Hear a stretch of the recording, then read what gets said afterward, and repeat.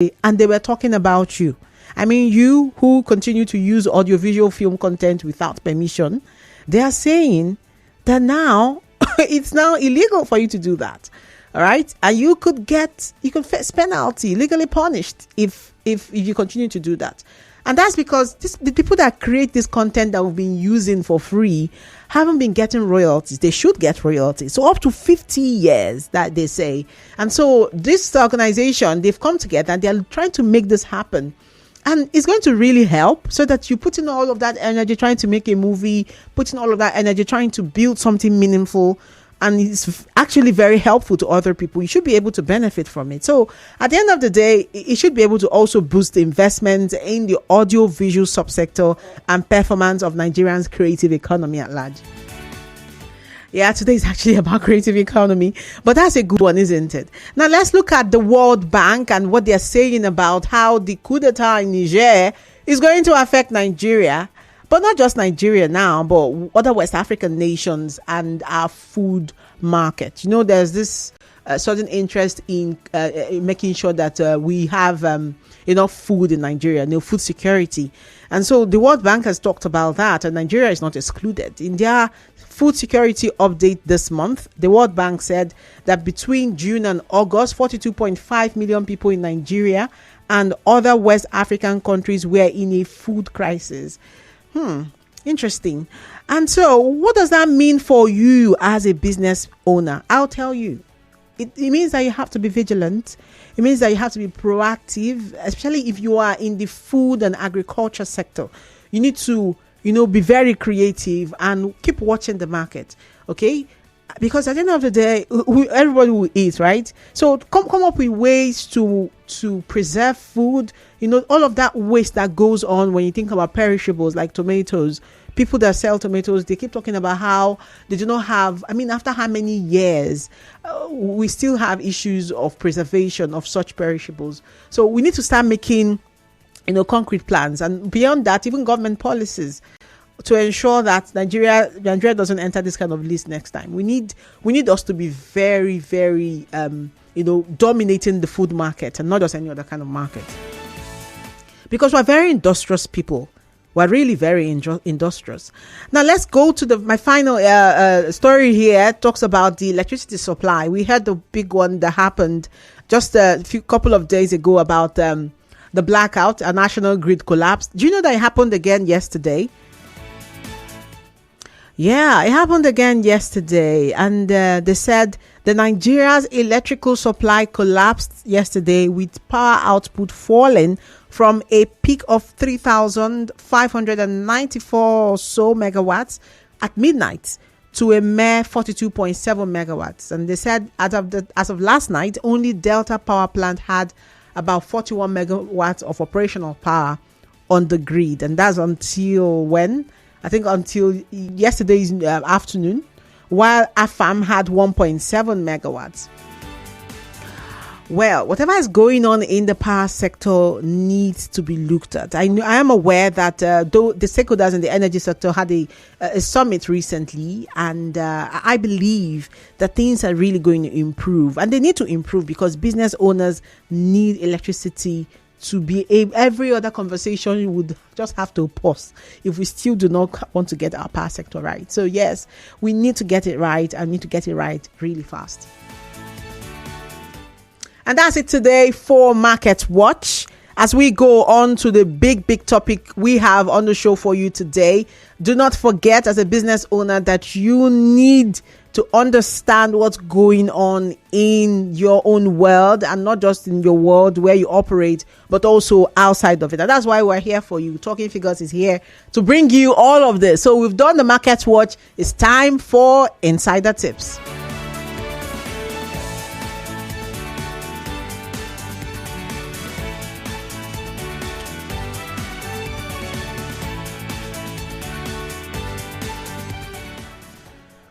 Okay, so before we go on a break, I'll just do a quick introduction of this topic because I know that whether you like it or not, just like food, everyone gets to, enjoy. I mean, you turn on your phone once in a while and you just enjoy the skits. I know someone that's the only way they know how to cool off and ease stress and all of that, just watching skits. But that's not the only thing, right? In the creative sector, we also have book authors, people who write books. We also have people, who do stuff with their hands, who make sculptures, the ones we admire, people who draw. I noticed that a lot of walls are really decorated this period in Port Harcourt because schools are back, and so school owners got all of these artists to draw really pretty things that children would love on their walls. All of those people, of course, the painters as well, people who had to repaint. When you are moving to a new store or you're opening one, you will have to engage painters, right, to come do you good. Of course, even the interior decors too, they have all kinds of, these people really work with their minds and they create a lot of things. Posters as well. And then, of course, I've talked about those who make clothes. How has their business been? How has it been coping? How has it been since the removal of subsidy? We've talked about on this show, we've talked about the transport sector. We've talked about the almost all sectors were affected, but we've never really looked at how these people have been coping. So if you do any of this, I'm asking you today, how have you been coping? How did the fuel subsidy affect your business as a graphics designer? You have the many chains of it. Those who design it, those who actually print it, those who go and put it themselves. All of it's just all creating songs as well.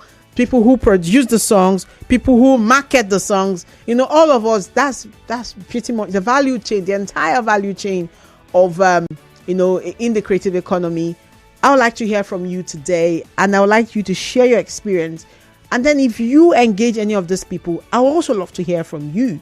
Okay, what is it that you've noticed when it comes to the creative economy? And then how exactly has the government supported these people? We know that the aviation sector got support. We know that small business owners also got support. We know but when it comes to creative economy, has the government put their money where their mouth is? When you say, I told you earlier that the federal government actually admits that the creative economy has contributed to our GDP as a nation, but have we seen them give this creative economy, the kind of attention that is required? We're going to have all of that conversation in a bit. The need to reposition a critical sector like the creative economy cannot be overemphasized. So we're going to have all of that conversation after this break. Don't forget, we're live on Facebook, on YouTube at Nigeria Info PH. So drop your comments there. I'll read them live when we get back from this break. You can also share your thoughts on X.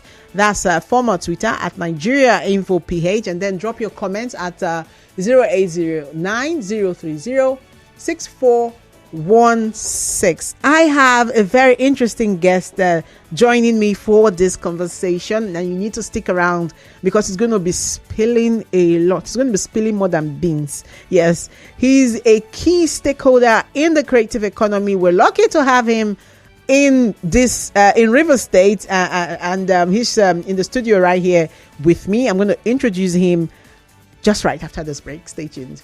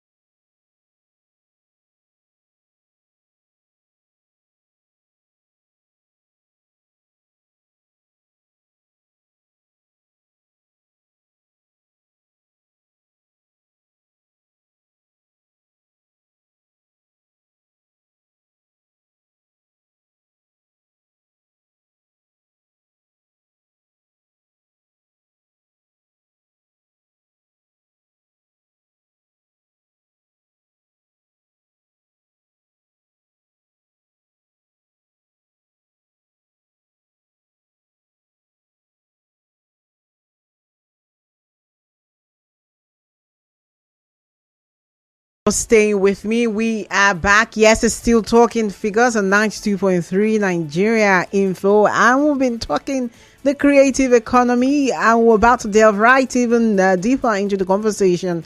I have in the studio the Director General of the Rivers State Tourism Development Agency, but more importantly, he is the key stakeholder in the creative economy, and he's appearing on the show today as a key stakeholder in the creative economy. And he's done so much. He's the creator of the Seki dance and drama, the one you know and love. I'm talking Mr. Yibo Koko. Thank you so much for being on the show today. Thank you, Choma. Okay, so I don't know. How is Port Harcourt doing? I know that you've been around the world and then you've been in Port Harcourt for a while. How has it been?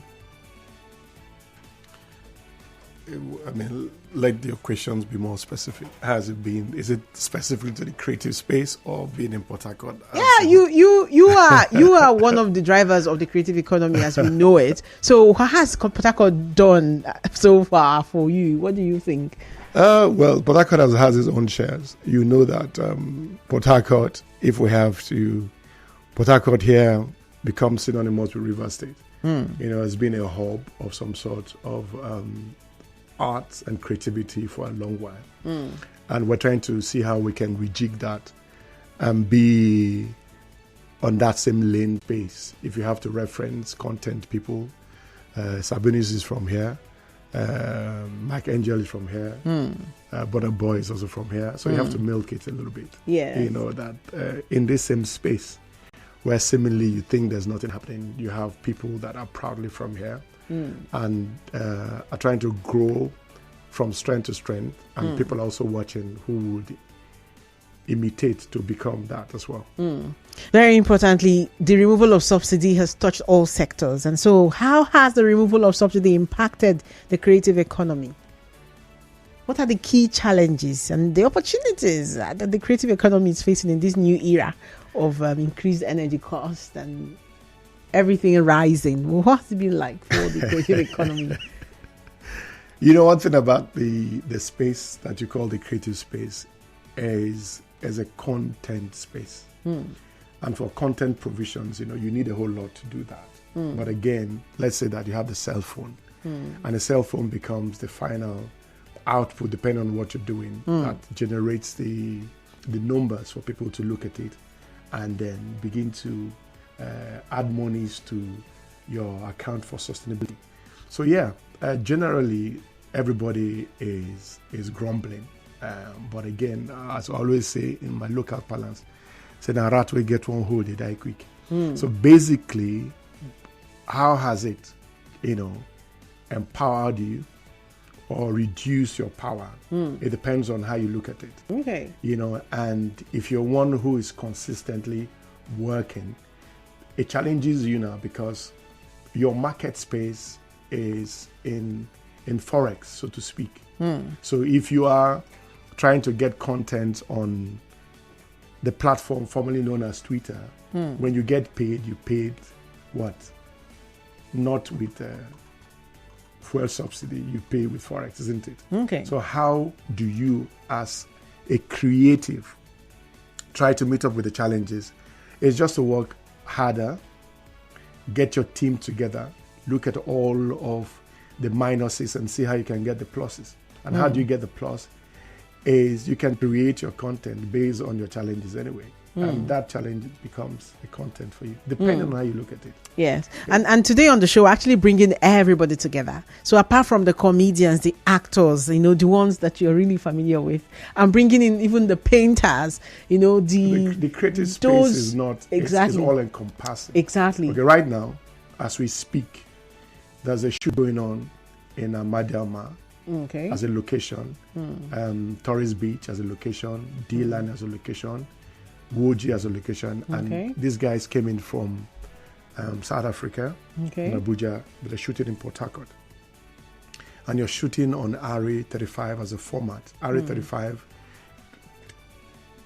today market is over 67 to 70 M. You know, When you say M million? Yes. Okay. As a camera. And you're not even talking about the paraphernalias involved. And right now, in that same community or where we are, people who are selling bole, people who are selling coke, the market is on within this period that these shoots are going. Yeah. So interesting. Okay, so that's a very it looks small, but that's what it is. It trickles down. No, you're looking at like the final. You want this boom, government support boom, right? What are you doing as an individual to recreate, to grow what you have? I mean, I'm referencing Sabinus and Co. because everybody goes. I mean, in 20 minutes, if Sabinus posts anything, in 20 minutes, it has more than 20,000 views. In 1 day, 2 days, how many is that? That's more than 100,000, 200 to 1 million. Fuel no day, get fuel subsidy challenge. Yeah, he has it. But again, there's a secret to success is your consistency to pursue. Now, the whole thing is, in Port Harcourt, like you said before, you have painters. Let's mention that. You have filmmakers, you have fashion designers. And there is the Creative Hub. It's been in partnership with the British Council and British government. I think they're coming next week. Yeah, next month, not next week. What are they doing? They're also finding out these questions that you're asking now.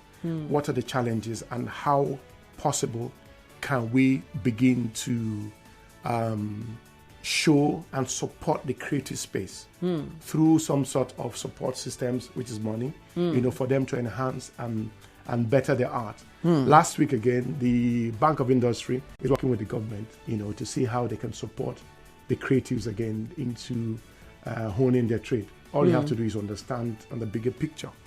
Now, one of the conversations I've always had, and we push to banks and corporate people who will want to support the creatives to understand that intellectual property on its own is a collateral. And that is what is obtainable anywhere in the world. But we're still having that challenge here where you want a physical structure as opposed to the intangible, which is intellectual property. So these are the kind of things that unite to push that whilst we're having all of these challenges. And if you noticed again, the federal government has given the creative sector or as a ministry all by itself for them, because they're beginning to understand better what the creative industry is all about. And it is a toolkit for sustainable growth. Okay. If you know how to harness that. And that's why we've always had these conversations that you must collaborate through the understanding of monetizations of your art form. So be it fashion, be it painting, like you say, any kind of craft. Once you begin to understand the monetization processes, if you increase as many things around you as possible, you will always know how to get the funds and monetizing things that you do. Interesting. I because you mentioned it now about what the federal government is doing, I know that in 2019 the federal government introduced the Creative Industry Financing Initiative loan as a way to stimulate investment in this sector. 4 years after, or even more, it's more than 4 years now. So creatives are still struggling to access that particular loan. What can you tell us about creatives' ability to access loans and get, from the government? I've always said this, and I repeat again, like I mentioned a few seconds ago. Intellectual property, if you have to understand that it is an asset, then it becomes your collateral. But again, for the creatives, collaboration is always key. Okay. Now, if you have to deal with the content creatively, let the person or the persons or group of persons whose ability it is to show the naira and kobo of it. The business side of it. Yes. Let them also have to handle that part so that they would understand what your content is, what your idea is. Then they can put all of the assets for monetization so that when they push it across to those whose job it is to release funds for you, they can look at the stream of how you can bring back once they give to you. So once you have that collaboration, because the key thing is knowing that you need someone to assist with breaking down your asset into the financial language that those who are given the monies know what to do. Because at the end of the day, they will assume erroneously still, or maybe true, that once they give you support, it's always a feel good for you. At the end of the day, what's the return on investment?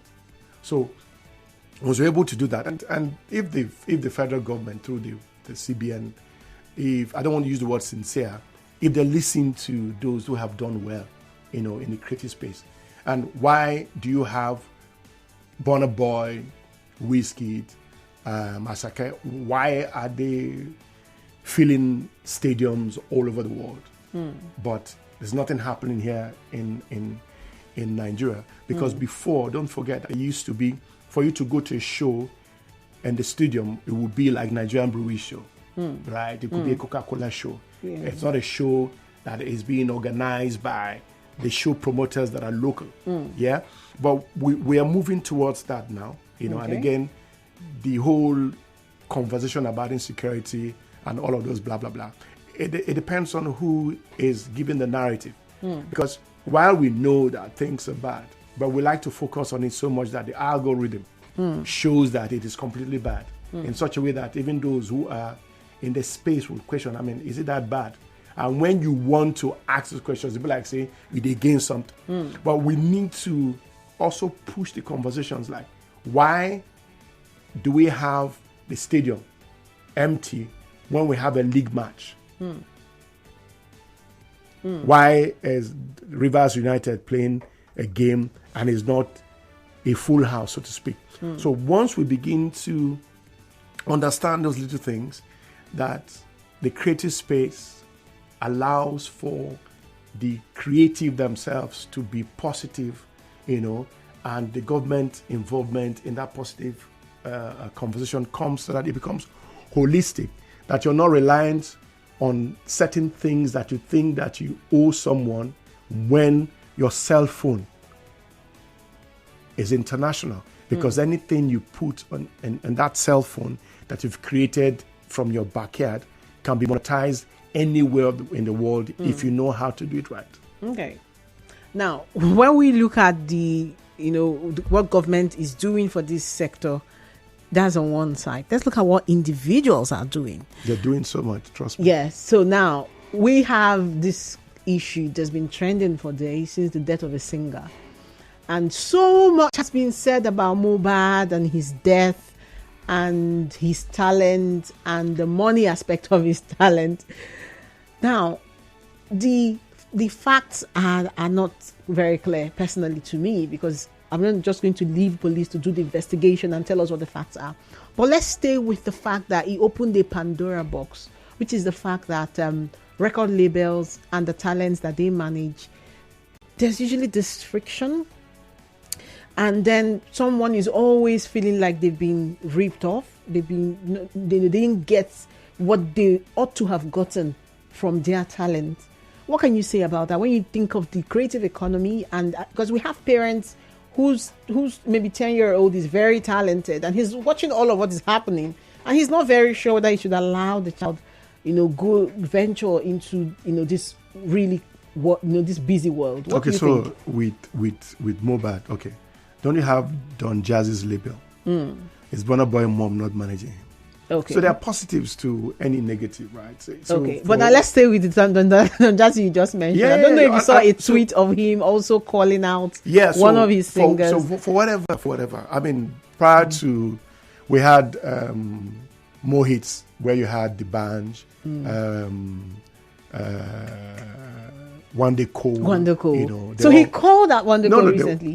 What I'm saying. Okay, go ahead. Yes. Yes. So I was going to also mention that before all of these ones, we had the Kenny music at the time, also having issues with Two-Face falling off. My point is really looking at creative economy.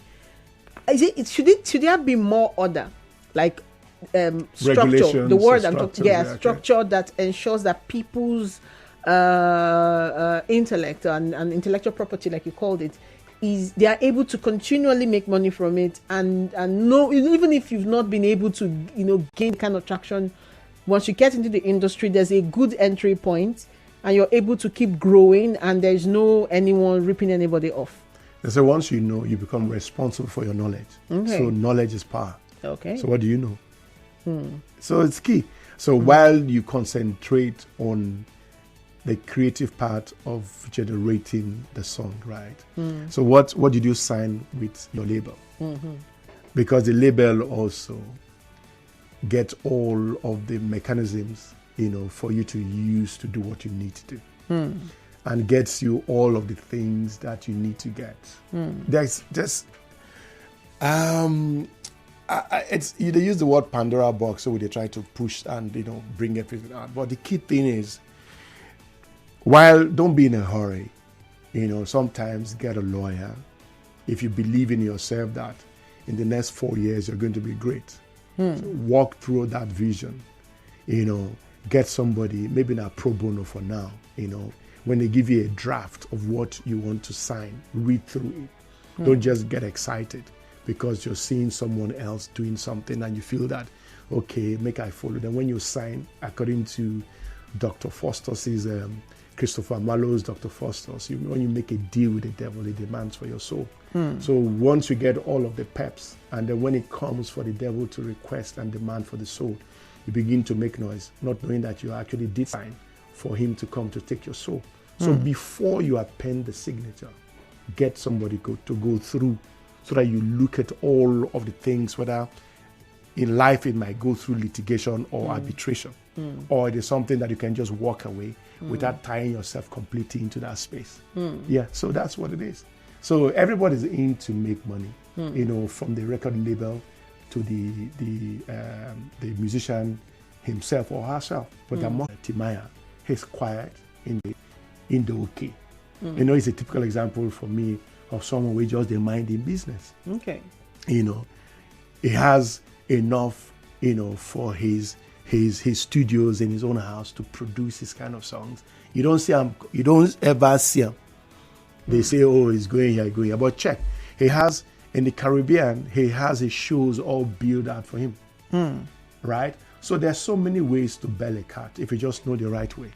And for what is happening, and don't also forget that there's a whole lot of, some sort of gangsterisms in some of the things, is our legends anyway. Now how you do it's part of what is happening in this generation.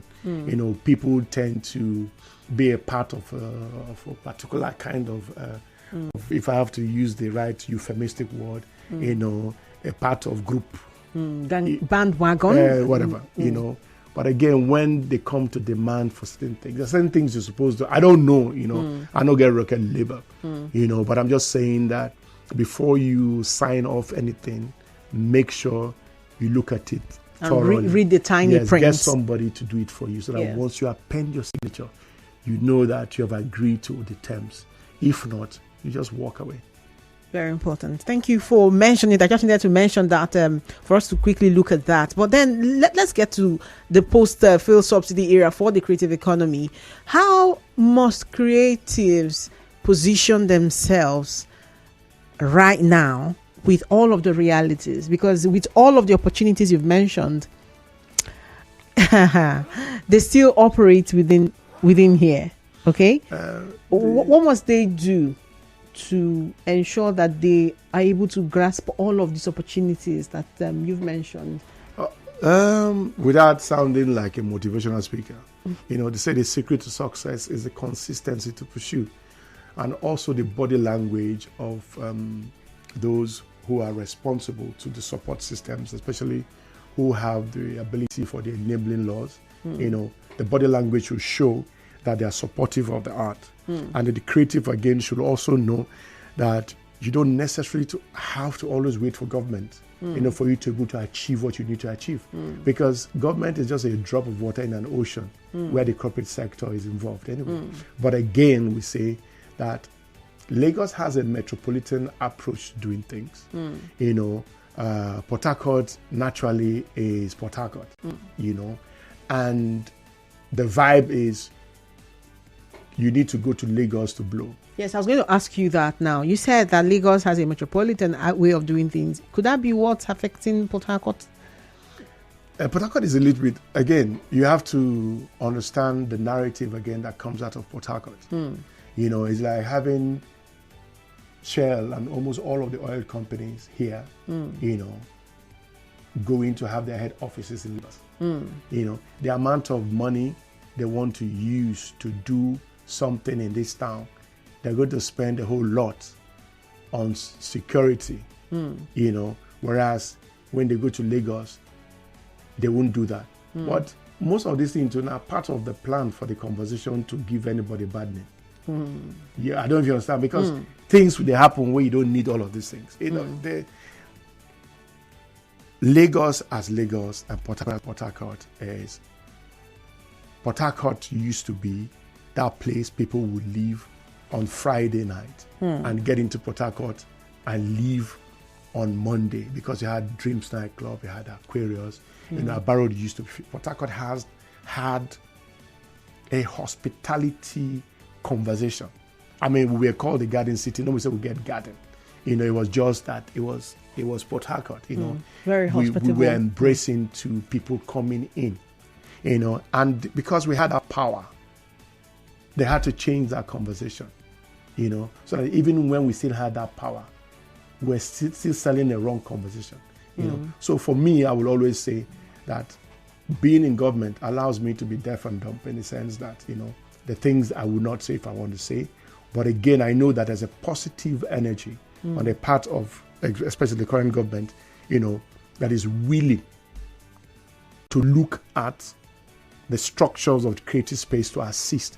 But back to the creative, we'll tell them that you don't necessarily have to always wait to write a proposal to government for you to do what you have to do, because there are areas that you can still do the same thing. Because sometimes you want to see, because there's hope. I don't write one proposal through my LGA or blah, blah, blah, and you're waiting for 6, 7, 8 months. Whereas your neighbor will not go anywhere. They for backyard, they do something when it don't send universally everywhere. So what do is you need to know how to collaborate with other people to tell you a few good things for you to grow. Okay, we're going to open the phone lines now. What are your thoughts? 0817-923-0002. There's also 0817-923-0003. What are your thoughts? You've had the key sector in the creative economy, what they call it, the key stakeholder in the creative economy. He's our very own Mr. Yibo Koko in the studio with me. I'll be talking the creative economy since the removal of subsidy. He's talked about the challenges. He's talked about the opportunities. And, okay, let's take this call. Hello, good afternoon. Hello, good afternoon. Yes, you're welcome. Good afternoon to the guest. Can you hear me? Yes, I can hear you. I can hear. Okay, my name is Clement. Okay. And of course, I am in the creative industry. So you guys have highlighted I don't know what the questions are. The challenges and, of course, the process from a solution. Well, I was also want to ask, your guest there know better too, and of course, I want to believe that he has also air his own voice on how the creative industry can be boosted, especially to create too. Now, my challenge is the consumable aspect of it. Okay. So when I say consumable, I mean, for instance, the telecommunication that sell data to us, and then the power company that sells power or light to us. And then for the alternative now is, of course, the fuel, which is biting hard as a result of the removal of that subsidy. So if I want to maybe focus on the telecommunication, where the government can come in, because for me, I feel that that sector is being robbed off, because almost everything now, it's not like before you go to the market to buy CD or an album in the CD of an artist. Now you can stream and get entertained via the internet using platforms. Let me not mention these names. However, for that to be possible, you need connection to the internet, and that is where data consumption comes in. You will not believe that, let's say 5,000 naira worth of data, which is about 20 gig, Constant, sorry. I'm trying to get your name. Chioma. Choma. 20 gigs will finish in less than 1 week, 7 days, for creating content. And it was not like this before, I must confess, because once upon a time, 1 gig used to last for even 1 month. Once upon a time. But I wonder what we are consuming now. Our appetite for data has increased, and the way it is running out or burning out is alarming. All these are factored into the production costs, as a content creator. Okay. So they want to say why is creating, let's say, a video of 1 minute for an advertorial. Let's say you are charging, for instance, let's say between 100K or 50K or even 80K. What goes into that alone? You are spending almost, let's say 24 hours in creating such content because of the time it will take. What goes into that is alarming. And if you want to put all this together, you're not taking anything home. So government should kindly look into this as well. And secondly, maybe your guests could throw more light on this. The stigma as a Nigerian, the opportunities that we are being denied of. You want to get some maybe plugins online because we're in Nigeria. They will tell you your country is not eligible for this service. When you put Nigeria, so you want to use another country to buy a product online, and that is telling so much as a creative. Government should maybe put the act right, or they are to put us right, and then so that we can enjoy what our brothers or colleagues in US, in UK, and other parts of the world are enjoying. Thank you. Okay. Thank you so much for sharing your thoughts. And then the question, you said you couldn't hear, I'm not sure why, but he was asking what it is that we can do about the stigma. The fact that once you're a Nigerian, the stigma that comes with, you're a Nigerian. And then he also talked about data and transportation and electricity. As a content creator, you have to buy data, and these days it's crazy when you buy data and how fast it goes when you're trying to either stream on any other platforms or what you have to spend on data, and you have to factor all of that in when you're trying to push out your content. He said so much. I don't know. I wish you heard him, but these are the much I was able to pick out from what he said. What do you think? Well, the telecoms people make the monies from the numbers that you get to, and there's this thing about I'm not an expert when it comes to the technology that runs on data. On that, but when you look at it from the creators, the same thing. It's still numbers. You must, as they increase fuel, now so you go increase your services so that you go fit by the increased data. It's everything has to go the same way. Go where you were before. You cannot remain there. But then how do you now, because let me use tailors for instance. I don't even want to call them fashion designers these days, because once you call them that, the price will just change very quickly. Everything there is an increase. Now everywhere. We have that situation for female clothes, people that do female clothes too, where something that used to be like 10,000, they will tell you it's like 30,000, and you're like, where am I going to? It's just burial, and I just want to cover my body. So that thing of and people are walking away because no one is willing to pay that amount for the skill that they offer. Like the skill is not up to yet. Let me just put it that way. So everything borders or falls back to subsidy, right? So if things are subsidized, and the things, when we know this is happening, that it won't affect, because government has found a way to subsidize based on the crunch time that we're getting. If there are no subsidies on certain things, everything trickles up. They don't come out here, it will affect here. So what positions have you gotten, or what are the things that are being done to manage the trickling effect of this?